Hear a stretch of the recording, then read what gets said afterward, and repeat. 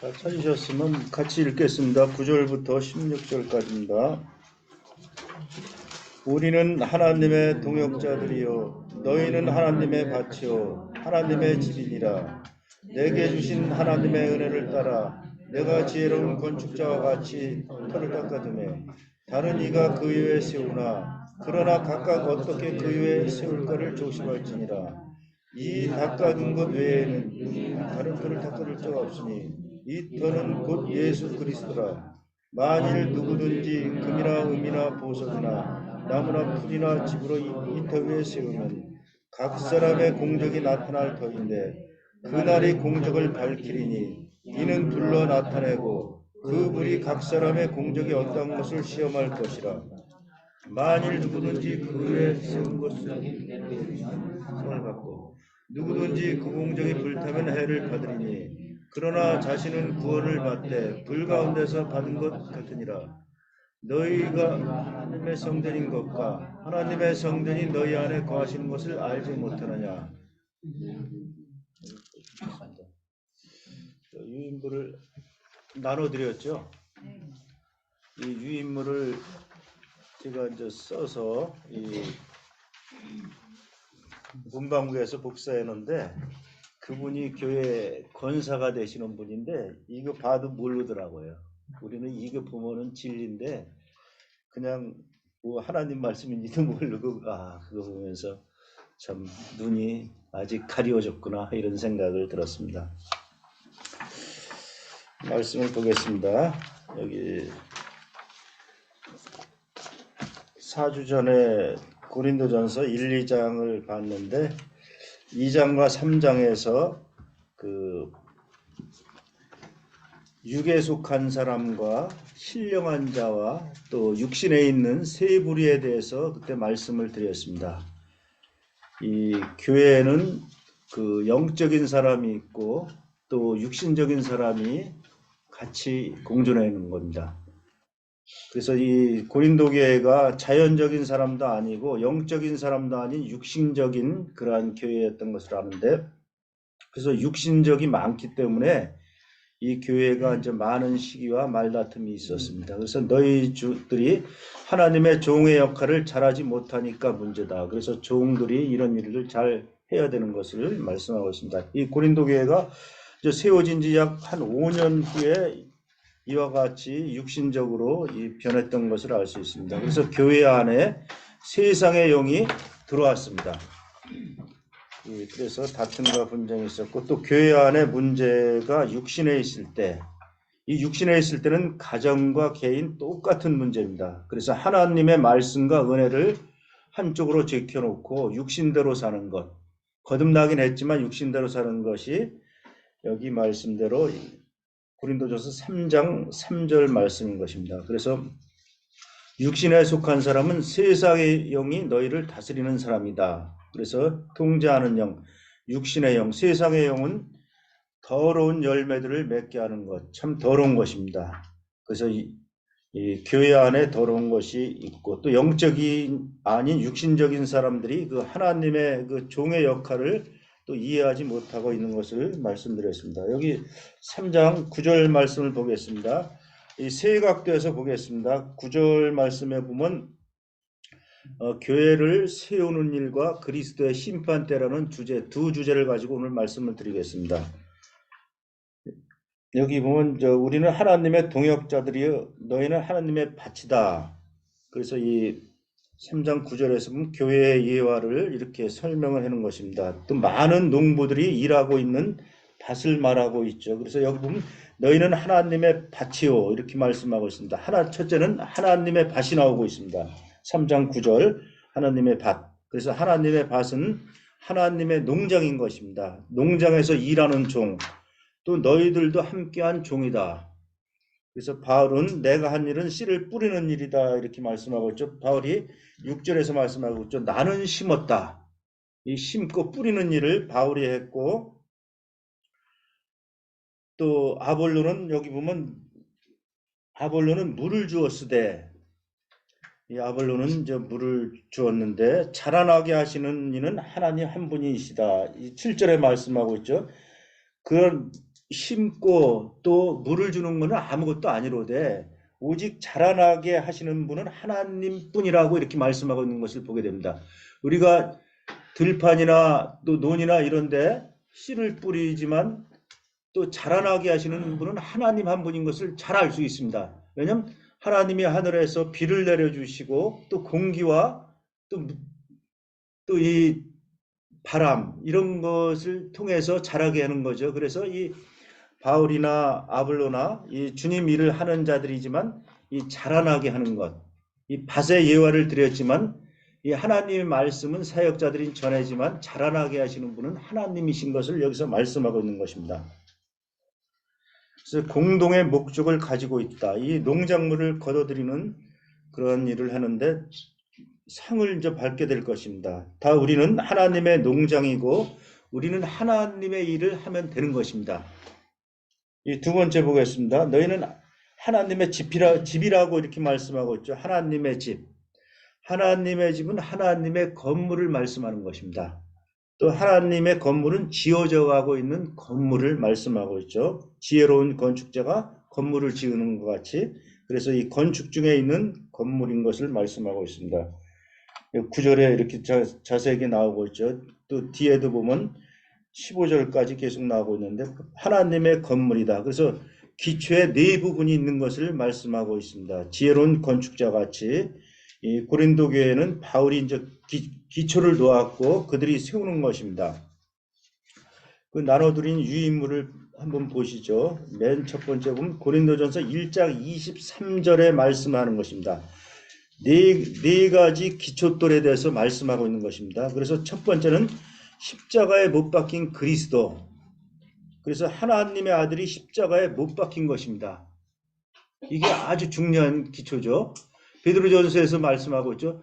친히 나무에 달려 그 몸으로 우리 죄를 담당하신 것은 우리로 죄에 대하여 죽고 우리 자신이 죄에 대해서 죽은 자인 것을 생각해야 되는 것입니다.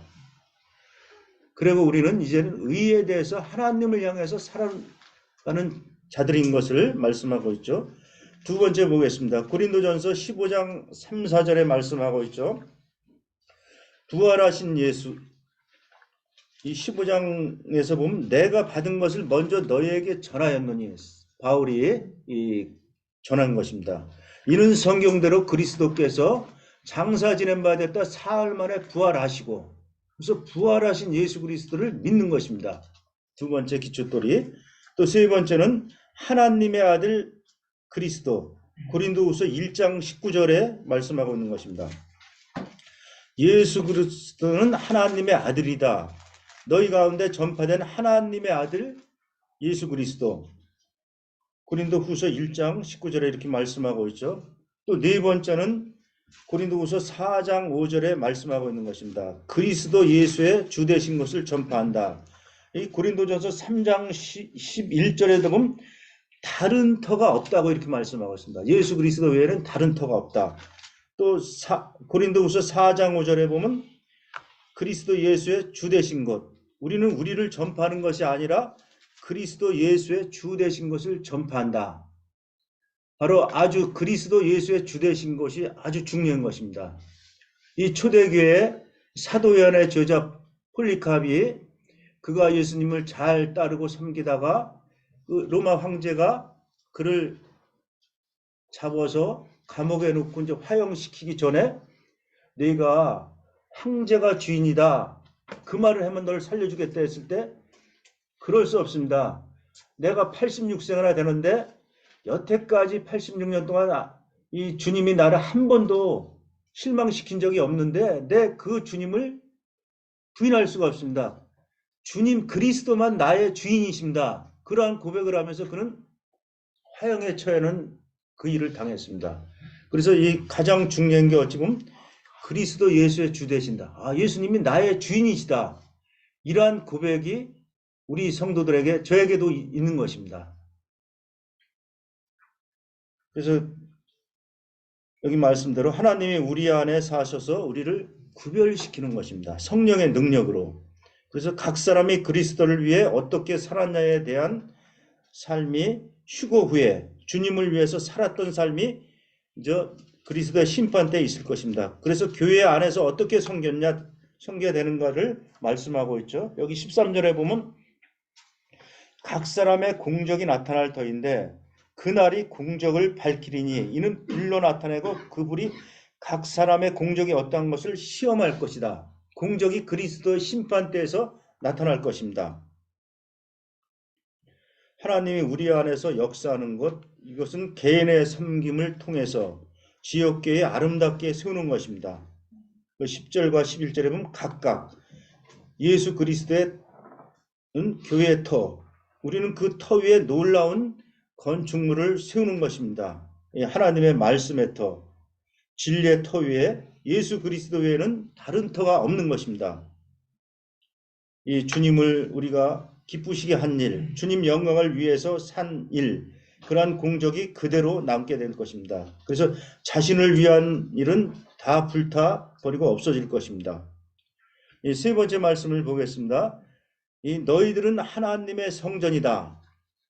16절에서 말씀하고 있죠. 너희가 하나님의 성전인 것과 이 하나님의 성전은 어떻게 되죠? 더럽게 하면 하나님이 멸하신다고 했습니다.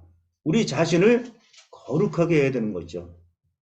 그래서 이 너희들은 하나님의 성전이다. 우리의 태도. 그래서 하나님의 영이 너희 안에 거하시는 줄을 너희가 알지 못하느냐. 이 바울이 기초를 놓고 모든 성도가 다 참여해야 되는 것입니다. 이 사역 각자가 실제적인 진리, 소중한 섬기는 것입니다. 우리는 그래서 소중한 봉사, 교회 안에서 또 질적인 섬김, 또 그리스도를 영화롭게 하는 삶은 여기 말씀대로 이 12절의 말씀에 있죠. 만일 누구든지 금이나 은이나 보석이나 그래서 높은 품질을 말씀하고 있는 것입니다. 또 아름답고 가치가 있으며 쉽게 얻을 수가 없고 영구적이며 지속성이 있어서 오래 지속될 것입니다. 비인화성이며 불의 위험이 없고 땅 속에 감춰져 있는 타지 않는 그런 것을 말씀하고 있죠. 각각 또 12절의 말씀대로 예수 그리스도, 이 터는 바로 예수 그리스도 터 위에 그래서 네 모퉁이 기초돌이 우리 안에서 항상 생각해야 되는 것입니다.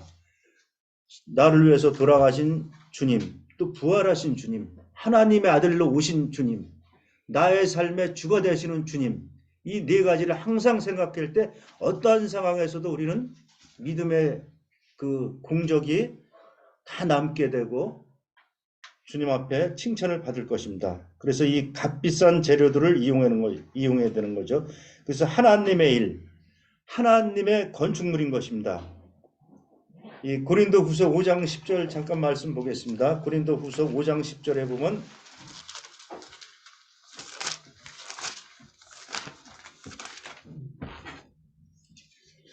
우리가 다 반드시 그리스도 심판대 앞에 나타나게 되어 각각 선악간에 그 몸으로 행한 것을 따라 받으려 함이라. 그래서 구원받은 후의 삶을 평가받는 상급 심판이 있을 것입니다. 성도의 삶을 평가받는 여기 말씀대로 칭찬과 위로가 있을 것입니다. 고린도전서 4장 5절의 말씀에서도 보면 나오고 있죠. 그때 각 사람에게 하나님으로부터 칭찬이 있으리라. 우리가 휴거돼서 주님 앞에 갔을 때 칭찬이 있을 것, 각 사람에게 하나님으로부터 칭찬이 있을 것을 말씀하고 있는 거죠. 이 구원받은 사람은 함부로 살아서는 안 되는 것입니다. 하나님의 무한한 은혜를 받은 자로서 이 배은망덕한 삶을 사는 몰직한 사람이 되지 말아야 되는 것이죠. 하나님은 공평한 의로 행하시는 분으로 그분에 의해 구원받은 우리의 삶이 다 평가받을 것입니다. 보상에 대한 결의, 이 계시록 22장 18절에 보면 그때 주님이 행한 대로 갚아주시겠다고 말씀하고 있습니다. 행한 대로. 상급은 우리의 삶과 행위에 관련이 있다. 그래서 구원은 은혜로 거저주는 하나님의 선물인 것입니다. 로마서 6장 23절에 보면 죄의 삭은 사망이지만 하나님의 은사는 그리스도 예수 우리 주 안에는 영생이라고 이렇게 말씀하고 있습니다. 우리는 영생을 소유한 자고, 또 에베소서 2장 8절에 보면 너희가 그 은혜로 인하여 믿음으로 말미암아 구원을 얻은 자, 현재 우리가 소유하는 것이죠. 그래서 이 구원은 거저 주는 하나님의 선물인데 상급은 하나님을 기쁘시게 한 일에 대한 보상인 것입니다. 계시록 22장 12절에 말씀하고 있죠. 보라 내가 속히 오리니 내가 줄 상이 내게 있어 각 사람에게 그가 행한 대로 갚아주리라. 거기에서 내가 줄 상은 주님이 또 말씀하고 있어. 내가 삭슬 주겠다. 너희가 일한 대로 행한 대로 주겠다. 그래서 저는 생각을 해봤습니다. 구원받아서 지옥에 안 가고 하늘나라에 가는 것만 해도 고마운데 하나님이 뭐 잘했다고 또 상급까지 주시고 칭찬까지 주시겠다고 생각할 때 이 말씀을 생각했는데 조금 눈물이 나더라고요. 아, 내가 뭔데? 주님이 상까지 주시나? 우리 성도님들 다 상을 주실 것입니다. 그때 가면 눈물이 날 것입니다. 주님 나라에서. 아, 주님 감사합니다. 이렇게 생각이 되죠. 또 구원은 현재 소유죠. 요한복음 3장에 말씀하고 있죠. 아들을 믿는 자는 영생이 있고, 또 요한복음 5장 24절에 보면 내 말을 듣고 또 나 보내신 이를 믿는 자는 영생을 얻었고, 이미 우리는 영생을 얻은 자인 것입니다. 소유하고 살아가는 자들인 것입니다.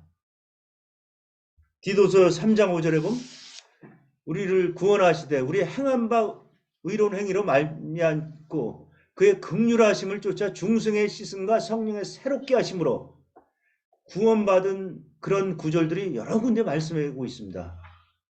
이것을 소유하는 자인 것이죠.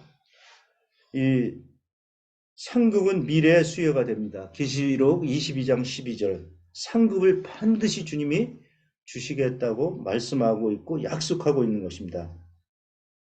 또 우리들은 하나님의 자녀이기 때문에 장차 아버지 집에 살 수가 있는 것입니다.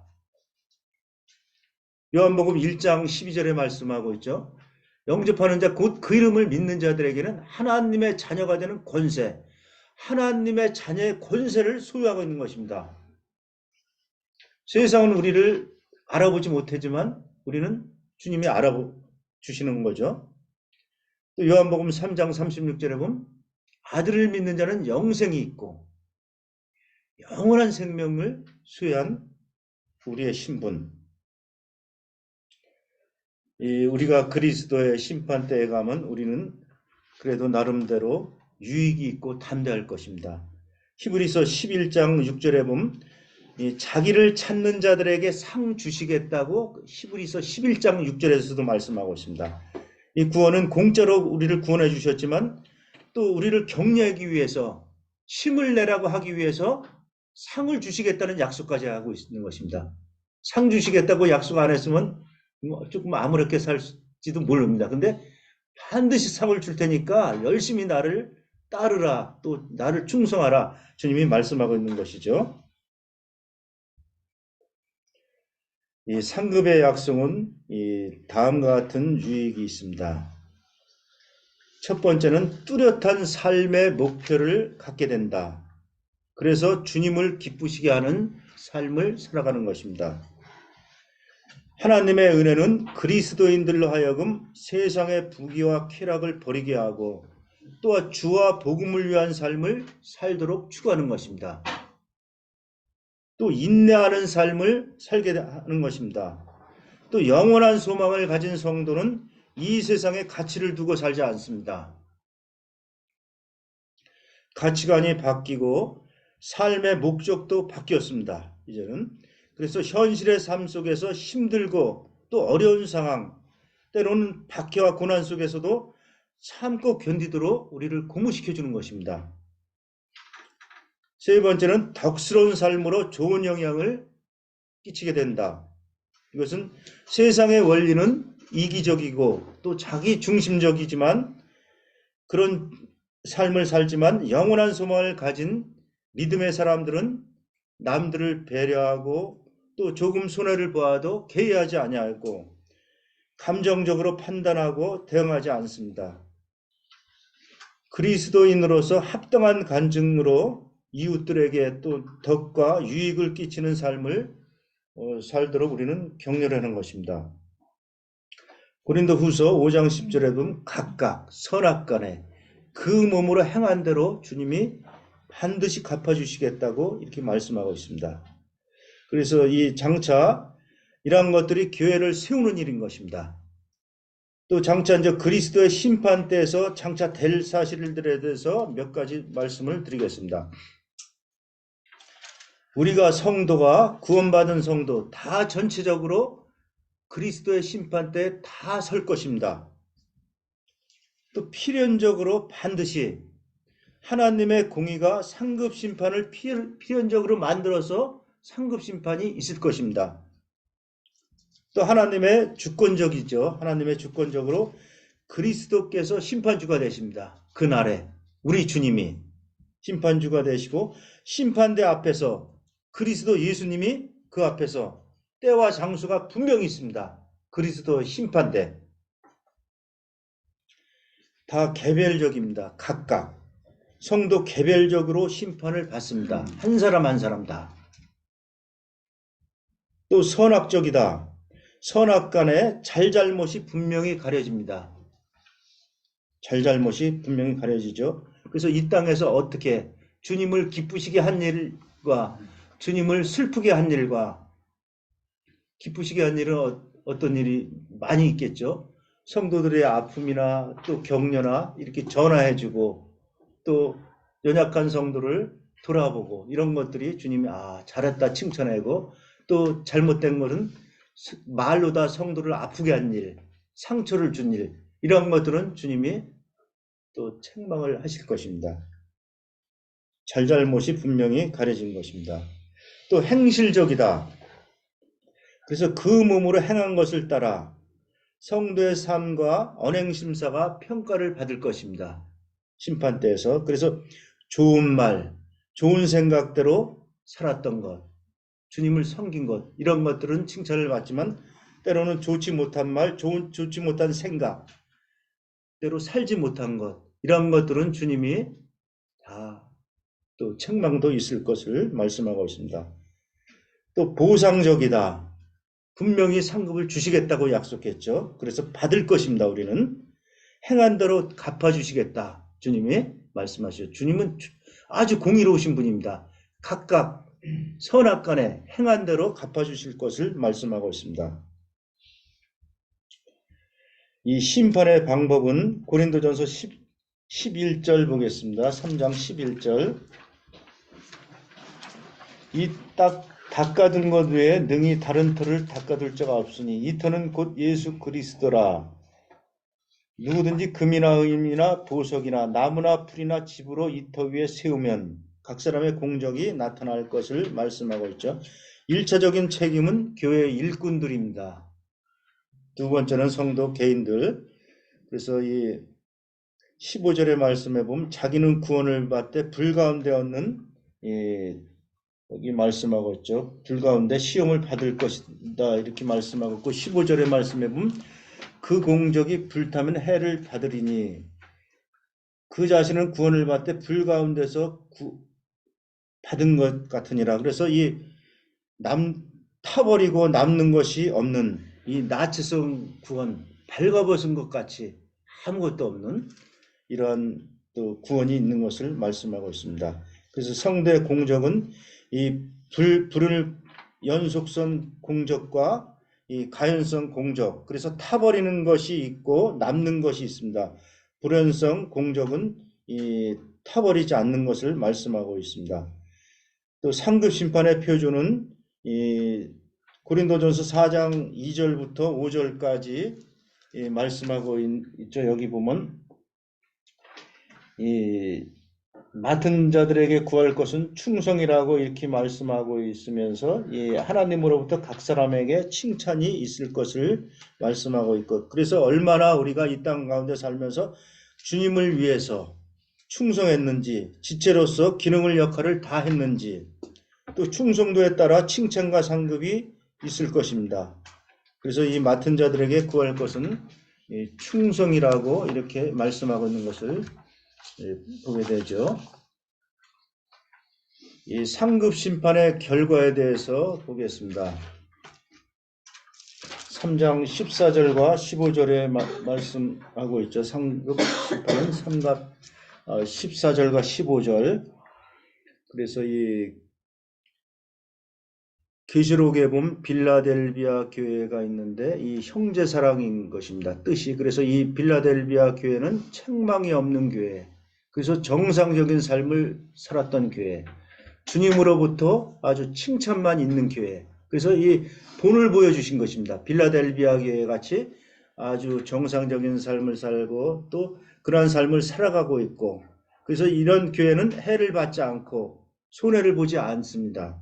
그런데 이 책망을 받는 교회가 있죠. 또 보면 라우디게아 교회는 너희가 차지도 않고 덥지도 않고 미지근하다. 그러면서 그들은 나는 부자다. 나는 부족한 것이 없다. 나는 공부한 것이 없다. 그래서 이 라우디게아 교회는 세상적인 것으로 가득 차고 이 주님이 별로인 것. 아주 그래서 주님이 이 교회를 아주 책망하고 있죠. 미지근한 교회다. 차든지 덥든지 그렇게 하지 말고 뜨거우라고 이렇게 주님은 말씀하고 있습니다.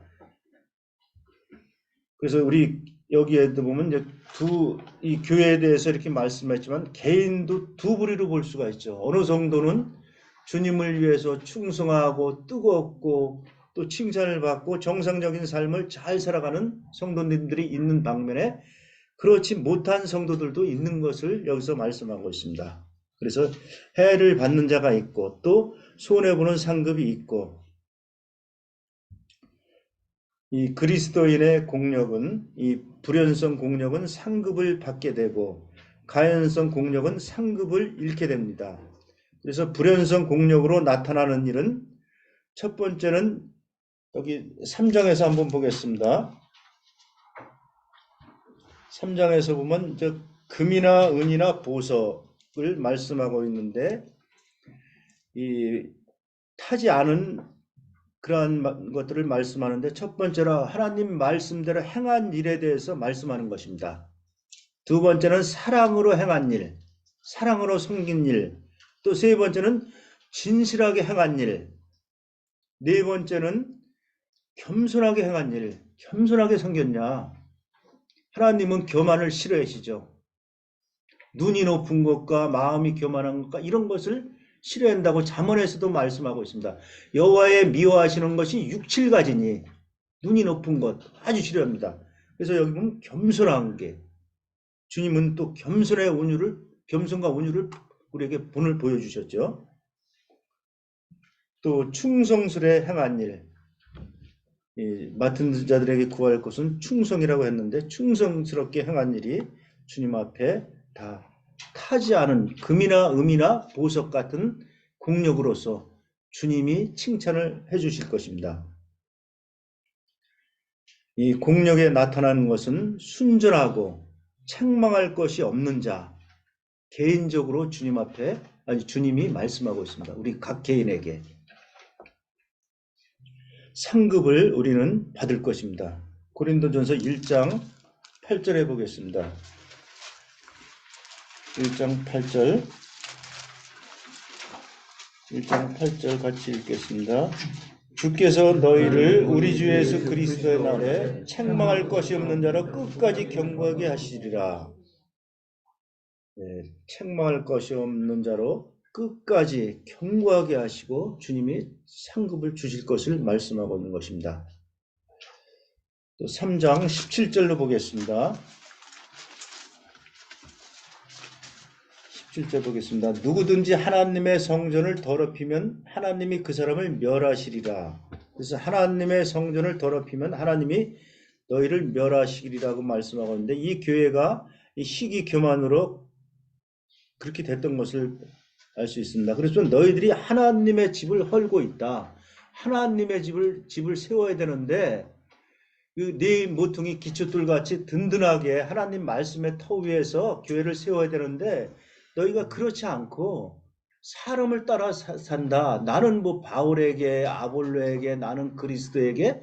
그래서 이런 것들로 인해서 편당이 갈라지고 교만해지고 분열하고, 그래서 너희들이 하나님의 집을 헐고 있으니까 그와 같이 하지 말라고 이렇게 말씀하고 있습니다. 경고를 주시는 것입니다. 제가 유인물 나눠드린 거 있죠. 거기에 보면 보겠습니다.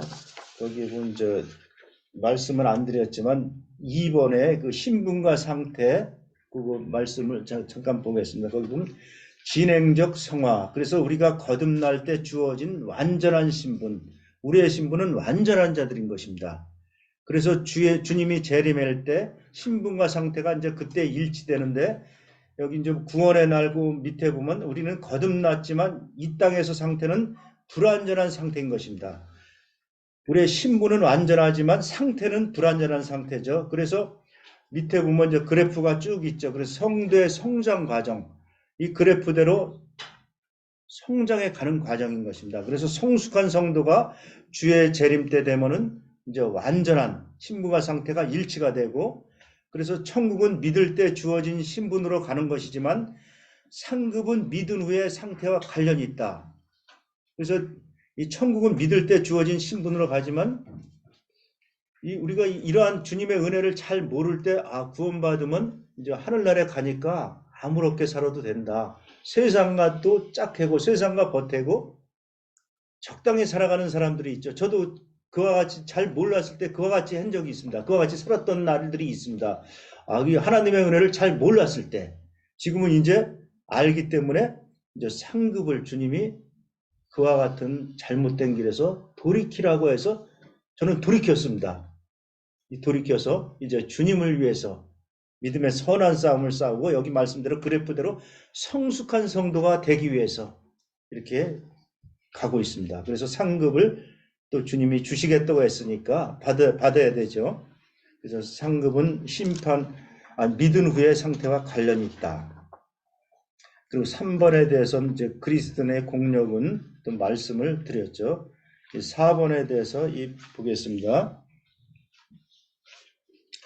4번을 보면은 이 대나무에 이제 흙을 바른 것입니다. 대나무에 흙을 바르고 또 흙을 세우고 흙으로 바르고 집으로 지붕을 만들고 페인트 칠했을 때 이제 불이 나면 어떻게 되죠? 다 타버리는 것입니다.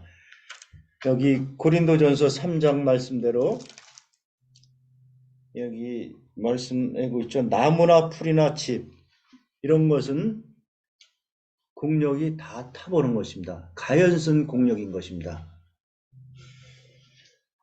이 금이나 은이나 이 보석같이 견고한 것은, 돌과 견고한 것들은 그대로 남아있고 지붕만 불타는데 대나무나 이 흙으로 만든 것은 다 타버리죠.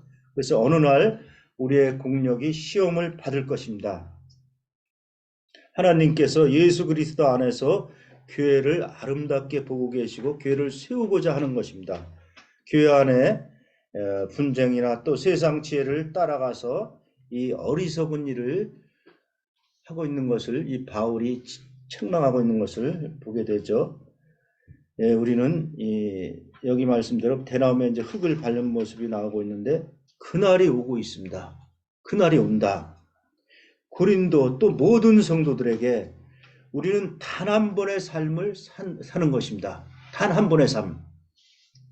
오직 그리스도를 위한 살아간 삶만이 남아 있습니다. 그리스도를 섬기고 그리스도를 위해서 한 일, 여기 말씀대로 불연성 공력 6가지 말씀하고 있죠. 진실하게 행하고 충성스럽게 행하고 이런 것들. 그래서 그날이 오기 때문에 단 한 번의 삶이 있기 때문에 저는 주변에서 많이 보고 있습니다. 어느 사람이 건강했었는데 어느 날 갑자기 쓰러져서 병원에 가서 의식불명이다. 옛날 상태가 돌아올 수 없는, 저도 종종 생각을 해봅니다. 내가 하나님이 건강을 이렇게 주시는데 어느 날 어느 순간 뭐 어느 조금만 이상이 있으면 기억을 못하고 이상해질 수가 있는 거잖아요. 그래서 최선을 다하는 삶을 살아야 되겠다. 이렇게 생각을 하죠. 그래서 합당한 삶을 우리가 살아야 됩니다. 그날이 오고 있습니다. 최선을 다하는 삶을 우리 성도님들을 살아가시기 바랍니다. 적용을 해보겠습니다. 이 적용은 어떻게 지을지 주의하라. 또 그리스도의 참되심과 영광 가운데서 그분을 높이는 것은 금과 은과 보석이다. 그리스도가 당신의 교회의 기초가 되도록 계속 깨어 있으라. 우리는 우리 자신을 접하는 건 아니죠. 우리가 섬기는 교회가 교회의 기초가 되도록 계속 깨어 있어야 되는 것입니다. 그렇게 얘기하죠. 오늘은 주님을 잘 섬기고 주님을 잘 찬양하지만 내일은 넘어지고 이런 것이 아니고 계속 그리스도의 날까지 인내하고 기초가 없이 여기저기 작은 베란다들을 짓지 말아야 됩니다. 기초가 없이 그냥 왔다 갔다 하는 또 보잘것없는 건축의 결과는 교회의 해가 되고 위험한 것입니다. 이 바울은 건축자였었죠. 여기 보면 내게 지혜로운 건축자와 같이 10절의 말씀대로 건축자들에게 상급을 잃게 함이 교회의 해가 되고 그래서 잘못된 것은 교회를 파괴하고 또 우리 자신의 간증을 망칩니다. 우리 자신 잘못되면 교회의 해가 되고 우리 자신의 간증이 망치게 되고 또 나의 태도와 행동들과 사역들 교회의 그 기초의 기준 위에 내려놓고 기준에 벗어나지 않았는지 잘못했으면 교정의 필요가 없는지를 살펴봐야 되는 것입니다. 그리스도의 영광이 교회를 통해서 빛나도록 하자. 그분의 영향력이 우리의 행하는 모든 것에 온전히 퍼지도록 하자. 교회뿐 아니라 우리가 만나는 주변 사람들에게 또 이렇게 경고의 말씀도 해죠. 이 모임을 위해서 어떻게 살 것인가 고민을 하고 또 어떻게 살아야 되는가 기도해야 되는 거죠. 또 여기 말씀대로 교회를 어떻게 지을지 금과 은과 보석으로 지으라고 이렇게 말씀하고 있습니다. 싼 재료, 쓸모없는 인생은 낭비하는 것입니다. 제 자신도 쓸모없고 낭비하는 삶이 그러한 인생들이 있었습니다. 주님이 원하시는 것은 금이나 은이나 보석같이 불연성, 주님 앞에 갔을 때 다 남는 것, 그러한 것들만 주님이 기억하고 계시고 그러한 일들을 위해서 주님이 택하셨습니다. 이상 마치겠습니다.